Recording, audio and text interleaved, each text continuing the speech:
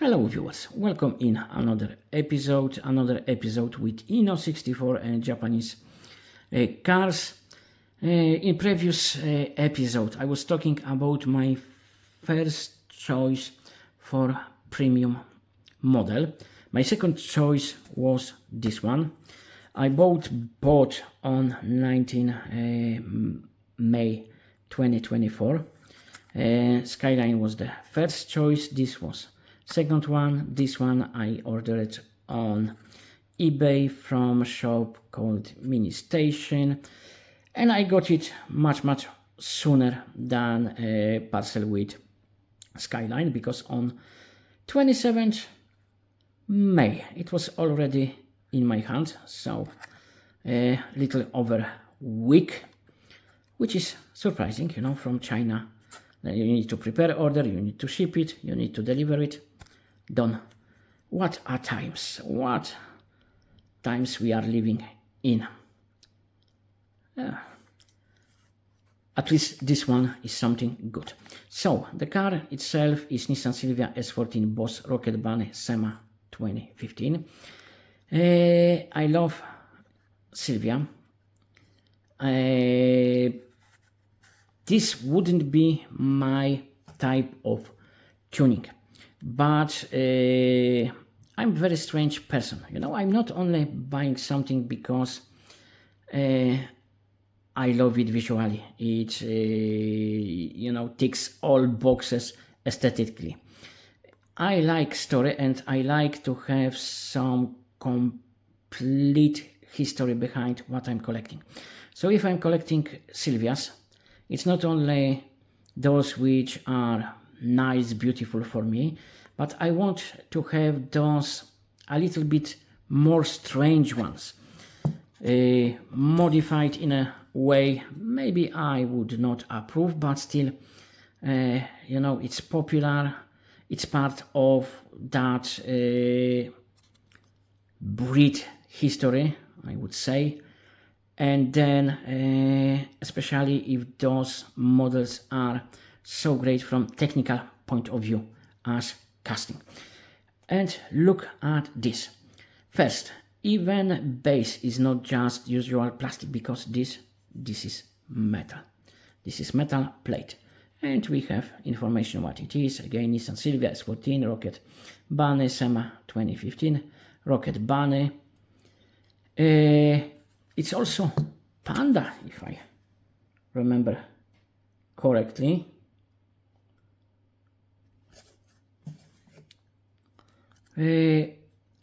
And model itself is just a little piece of art. Still, we should remember this isn't resin model. This is budget friendly, or at least I would categorize it this way: budget friendly die-cast model. We have really nice front with acrylic headlamps, even including those tiny indicator and fog lamp. Very nice. Badge, oil cooler, separate wiper blades. Then look at those wheels. At first it looks like those are not so great, no gaps, it's flat. I had to do something, so I'm back. Those are not flat rims without holes. Look, those are proper rims with holes, and we have brake discs behind it, same in the rear. Mirrors, rear. Look even at this. This is really nice imitation of some field modification, as I would call it. Look at exhaust. And do you see this little thing? Very nice lamps. Defrosting installation. Same details here. Interior. It's unusual because it's left-hand drive.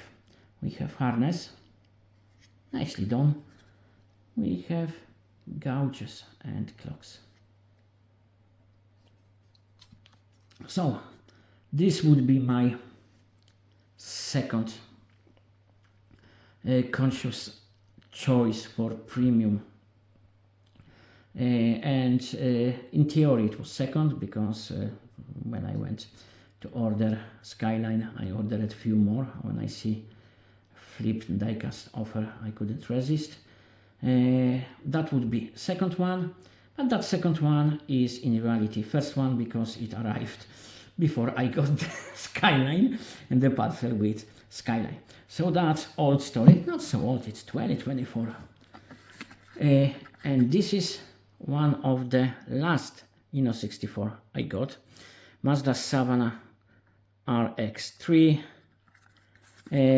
ordered from France on Vinted France, Katayama Racing livery, and this one is even more about style, which I would not endorse, but it is part of Savannah RX-3 history. So I wanted it because you know that's it's not niche because those are very popular in some places. It's niche in my head, and it's very well made with some choices which are great for me, at least from my perspective. But let's start from the front. Typical acrylic headlamps. Here indicators are painted, not acrylic. Very unusual splitter. That's not something you would see too often. Then nice details, and someone could look at this black dot and think, oh, it's broken. No wiper blade. No, it isn't broken. Inno64 is making different version of this casting. So for example, there is even similarly very yellowish with green, if I remember correctly, with number 3, and there are 2 wiper blades. Here we have only spot where wiper blades should be. I think that's weight saving for someone who is driving this car in real life, and it's same about mirrors. In the other one, number 3, you will have mirrors. Here, those are removed. It's not like factory fault, quality control issue. No, on this casting they went so far they didn't put those details, and because generally I like it even for that crude look and crude style of tuning. So removing what is not needed, then adding what is needed, and it's not like, because you know it's very wide, you can see those extra panels, and it's not as nice for eye as Liberty Walk, if Liberty Walk is nice for your eye. It's just crude, you know, it's part of probably fiberglass just revetted because those wheels are wider and sticking out, so they did it in a real car as cheap as possibly it must do job, nothing else. It doesn't need to look great because it won't be on a motor show in Turin or whatever. Then those small wheels, which I'm not huge fan, but it's part of the lore. Dunlop tires. On this side it's hard to see because it's covered by this, and here it's upside down. It's much better visible on this side. Then rear, very nice as well. Oh, we are getting used to. Defrosting installation, even those tiny details are here.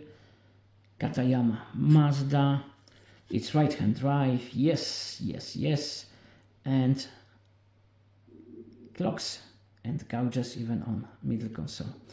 So I hope those last 2 episodes gives you some idea about my craziness, but there is method in that craziness. So I can collect cars which wouldn't be my choice in real life. But for my collection, if I'm collecting something, if I'm interested in something, I like to have those less known niche models. Those maybe are not less known, it's just not my kind of tuning. But those are part of history of cars which I love and I'm collecting. That's why I want them. And as well because for the price they offer fantastic value in details. Those little things which can make so big difference. So that's all in today's video. As usual, all the best for all of you. Thank you for your attention and see you soon. Bye bye.